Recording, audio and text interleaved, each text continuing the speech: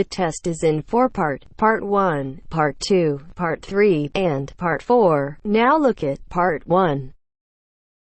Part 1. When Mark and Jane arrived in Edinburgh, they discovered that Mark had left his camera on the train. At the Lost and Found office, he has to fill in a lost property form. First, you have some time to look at questions 1 to 4.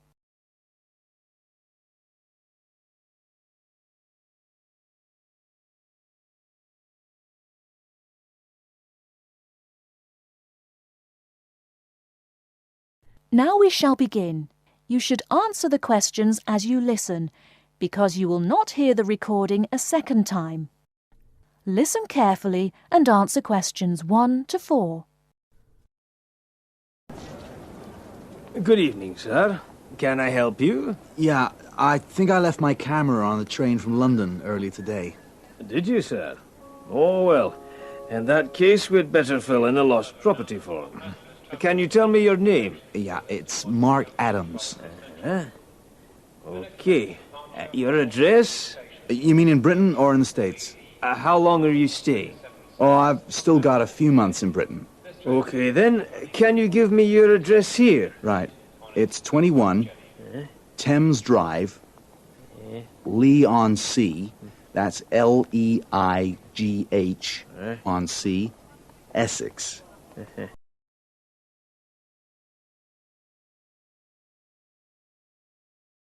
Before you hear the rest of the conversation, you have some time to look at questions 5 to 10.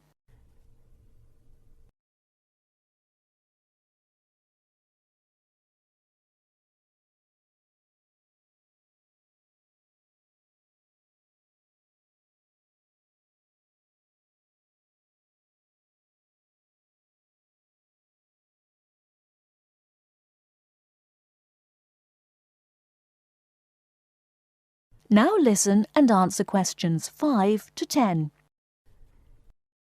Do you want the phone number? Yes, I'd better have that. Okay, 0702 35211. Thanks. And you say it was a camera. What make and model? It's a Ricoh. Ricoh. How do you spell that? Ricoh. Okay, got that. Now, you say it was the London train. What time did it arrive in Edinburgh? At 4:55 this afternoon. Exactly on time. Well then, if we find it, sir, shall we phone you? No, I think I'll drop in the day after tomorrow to check up. Right you are, sir. We'll do our best.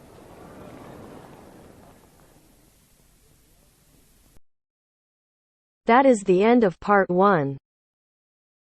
You now have half a minute to check your answers.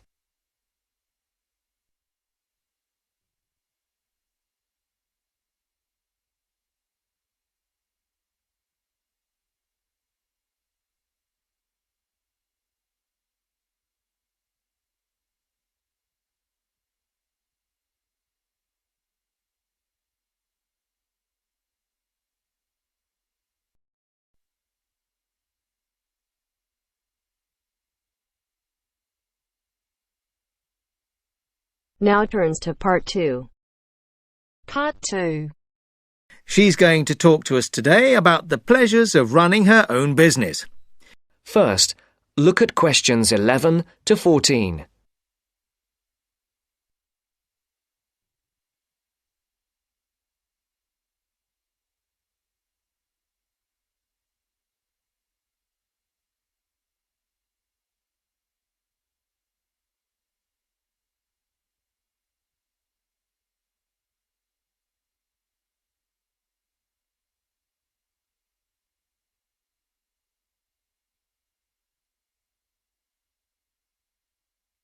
Listen carefully. Good morning and welcome to this month's Small Business Club meeting. I'm very pleased to welcome Amy Lynn, who owns and runs a catering business in the local area. She's going to talk to us today about the pleasures of running her own business. Amy. Thank you very much. Now, I started my business 2 years ago, selling very high-quality ready-made meals using all organic ingredients sourced from the local area. And I have to say, it has been the happiest time of my life, with sales doing extremely well. I've had to work very hard, and this has meant a rather limited social life. But I really value the fact that I'm my own boss, and I can decide what I do, when I think I'm ready to try something new and creative, and when to continue with what I'm doing, and so forth. Now, I got the idea to produce these dishes when I was visiting a local supermarket, and I looked at what was on offer in the ready meals section. Lots of low-quality, unhealthy packs. And I thought, I could do so much better. I discussed it with friends. Some of them thought it was a great idea, and others thought there wouldn't be a big enough market for such expensive products. But I went ahead with my idea anyway. And as I say, it's been very successful. At the moment, I employ 2 people, one to help me with the actual preparation and cooking, and the other to work on the financial side, doing invoices and accounts and marketing. My business is expanding, but I'm not ready to employ anybody new just yet. At the moment, I'm negotiating with a local organic farmer who would like to sell my meals at his farm shop.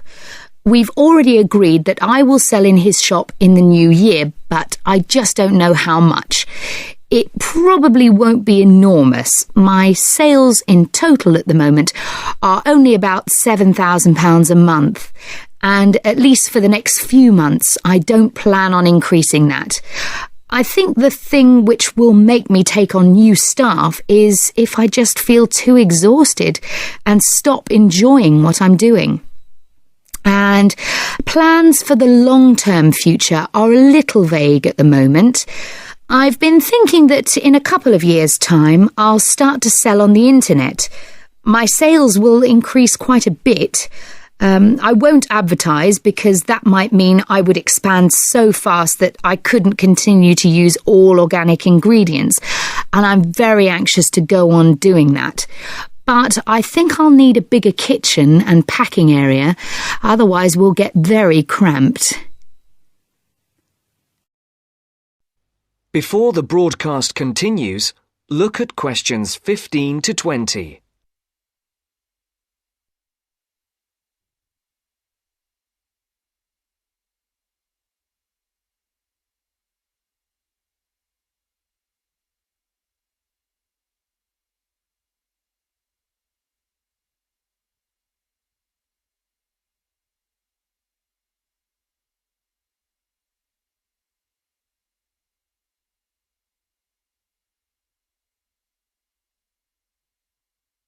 You will now listen to the second part of the talk.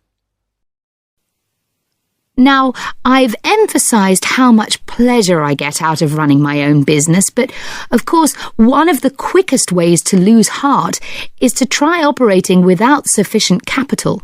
So, in the second part of my talk, I want to share with you how I got enough money to finance my business. The most significant part of my capital came from a grant from the Small Business Agency, or SBA, as everyone calls it. And this is how you go about getting it. The first thing you have to do is to draw up a business plan. Now, don't make this too long and complicated. I would say it should just be up to 2 pages in length. I've seen some people's efforts go up to 10 pages. Well, frankly, I don't think anyone will read it if it's that long. The next thing is it's worthwhile getting it checked. Now, don't rely on an accountant for this. Your best bet is to go to your bank and get them to look through it. Only if they're happy should you go ahead with your application. If all is well, then you should finalise your submission. Then your next step is to send it to the SBA. Now, they advise you not to do this by email, but by post. However, they say this situation might change in the near future. So, when the SBA receive your grant application, they'll judge whether your business idea is interesting, that is, likely to benefit from their grant. If they think it's good, they'll invite you to interview. And then the successful candidates can get a maximum of £20,000. I got £18,000, which wasn't quite the top amount, but still enormously useful, as you can imagine. Now, if there are any questions, I'll be happy to answer them. That is the end of part 2. You now have half a minute to check your answers.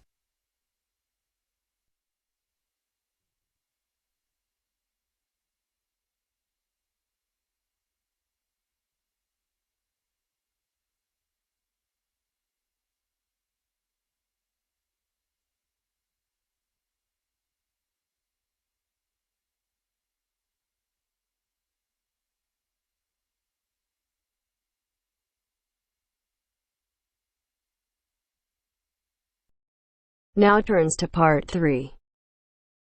Part 3. You will hear a conversation between two students who will discuss a project they're working on together. You have 30 seconds to look at questions 21 to 27.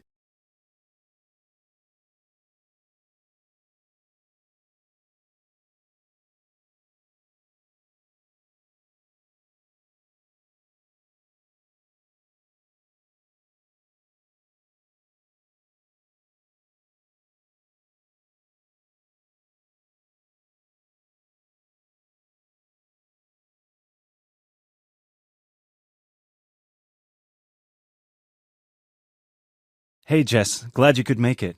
We've got a lot to discuss. Hi Matt. Yes, sorry I'm a bit late. I did bring all my notes with me. Yes, me too. Where shall we start? Well, I think it would be a good idea to clarify our objectives just one more time. Yes, good idea. Okay, here we are. We need to record, photograph, and identify the plant species in 10 1-square-meter plots. Does it say anything about where these plots should be and how they should be laid out? Ah, here it is. It says that all the plots need to be no more than 10 meters apart. And how do we choose them? Ah, this is the fun part. I remember this. Here we are. Make a 1-meter square frame using bamboo sticks available from the department stores. Yes, we've already done that. I know, I'm just reading the whole section. Okay.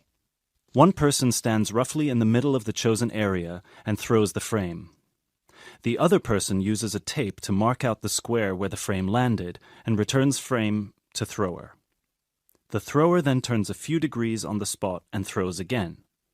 The thrower must turn slightly after each throw and vary the force of the throw until after the 10th throw they are pointing in almost the same direction as the first. That sounds a bit complicated. That's only because it's all in writing. It's just a simple throw, turn, throw, turn, throw, turn until we have 10 squares. And I guess you want to do the throwing. Well, if you don't mind. I'm sure you'll be more accurate at marking the squares. Yes, I am sure I am, and I'm sure you've got a stronger throwing arm.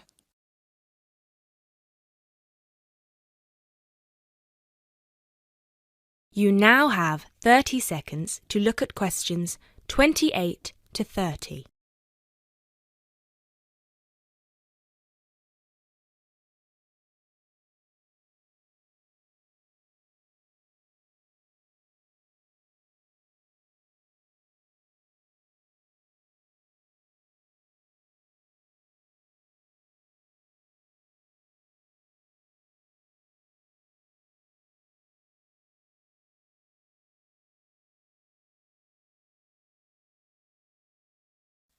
Okay, good. We've got that sorted.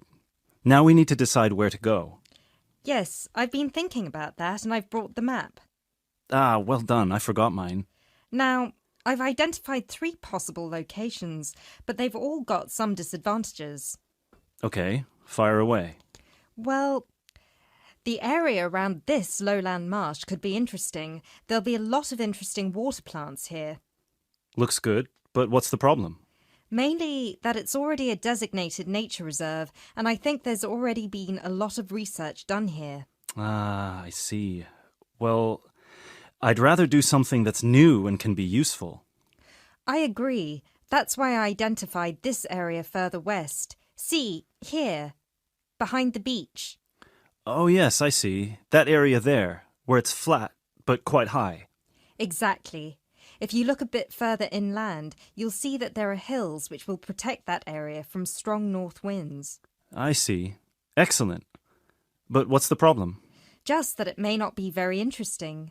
We know that the geology there is not conducive to a wide variety of plants. I agree. So what's your last idea? Well, I think this one is a bit of a winner, although I did want to show you the other two. Look up here, on the north coast. Where? See this bay? Well, I know that there's been quite a lot of studies done here, but a bit further to the east, behind this headland. No one has ever looked at that. Well, I certainly couldn't see any studies. That is interesting. And the plant life could be a bit different because of the shelter from the wind the headland provides. Exactly.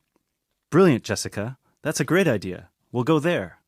Thanks. Now all we have to decide is when is a good time. That is the end of part 3.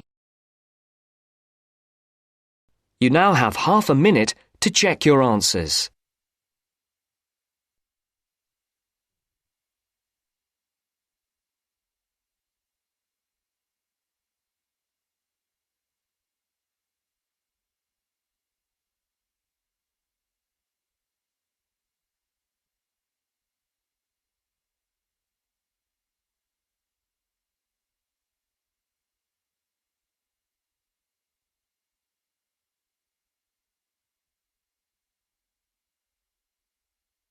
Now turns to part 4.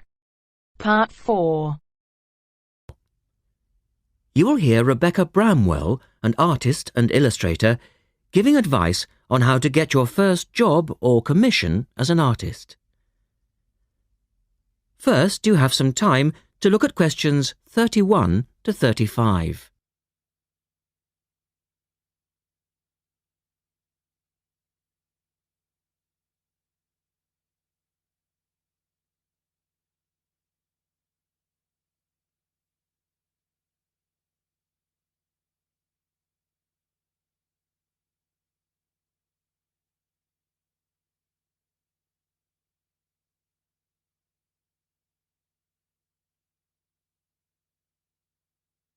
Now listen carefully and answer questions 31 to 35.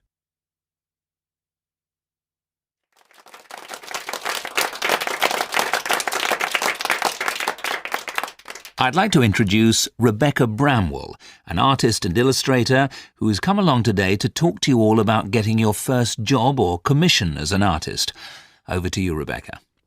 Thank you for inviting me. I remember when I graduated back in 1983, I was very excited about getting my first commission. My degree was in fine art and I'd worked long and hard to get it. I was an enthusiastic student and I never found it difficult to find the incentive to paint. I think as a student you're pushed along by fellow students and tutors and the driving force is there. However, when you leave college, you find yourself saying things like, I'll have one more cup of coffee and then I'll sit down to work. I hate to admit it, but I say it myself.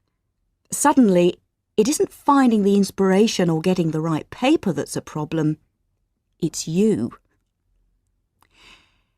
In my view, there are a number of reasons why this happens. It's a real challenge making a decent living as a new artist. You have to find a market for your work. Often you work freelance and need to take samples or portfolios of your work from place to place.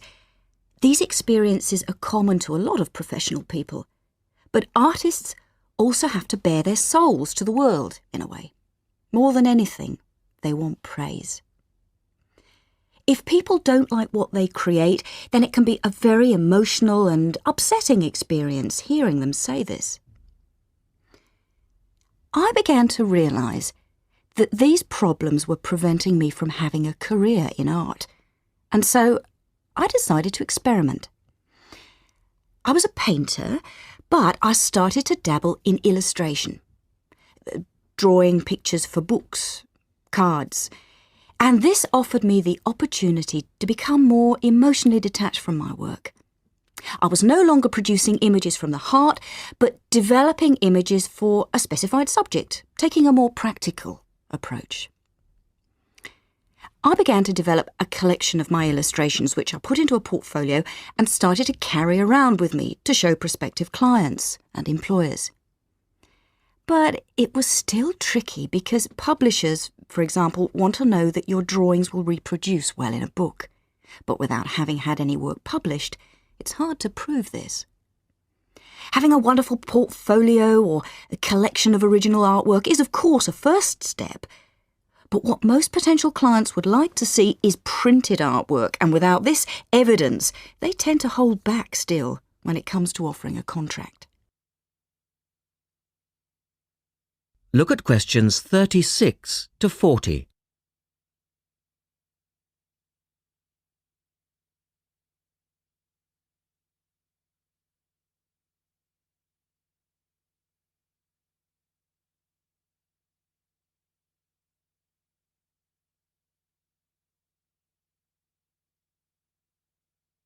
Now answer questions 36 to 40. Well, I overcame this problem in two ways. And I suppose this is my advice to you on preparing your portfolio of your best work. The first way was by submitting my work for a competition. And the one I chose was for a horoscope design and was sponsored by a top women's magazine. There are a few of these competitions each year, and they offer new illustrators an opportunity to showcase their work. The other approach I took was to design and print some mock-up pages of a book.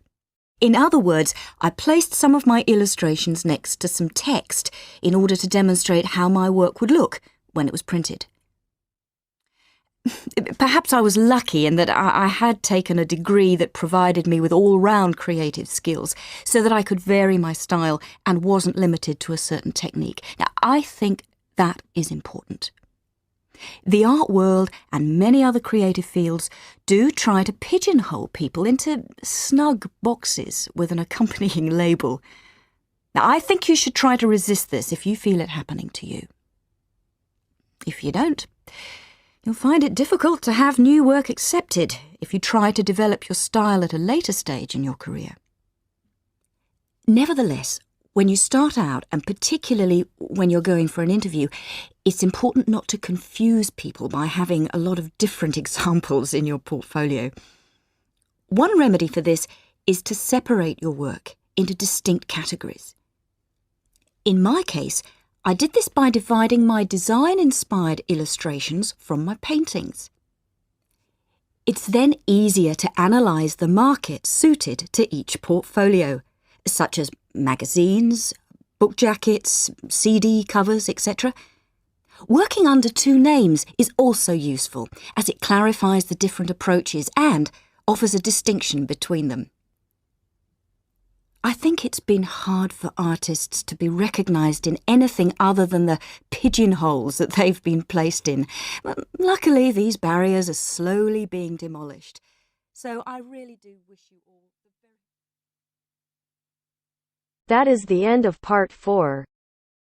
You now have half a minute to check your answers.